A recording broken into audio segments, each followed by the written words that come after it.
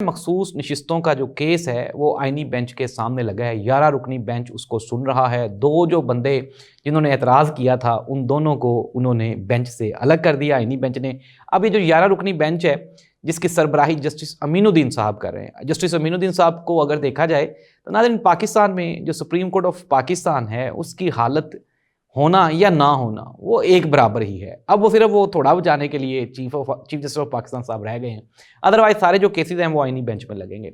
इसी तरह से ये जो केस है मखसूस नशिस्तों का, पहले जितने जजेस हैं इन सब ने इसके ऊपर एतराज़ उठाया कि यार ये तो रिव्यू पिटीशन बनती ही नहीं, लेकिन हम ये समझ रहे थे कि शायद रिव्यू पिटीशन खारिज हो जाएगी, लेकिन खबरें ये थी, मैंने भी आपको ये बताया था, अंदर की खबर ये थी कि ये खारिज नहीं होगी, एक्सेप्ट हो जाएगी।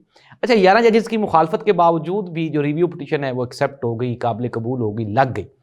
आज जो सुन्नी इत्तेहाद कौंसिल के वकील हैं उन्होंने ये जो 11 रुकनी बेंच है उसके ऊपर ही एतराज़ कर दिया। उन्होंने कहा जी सानू 11 रुकनी बेंच से एतराज़ है।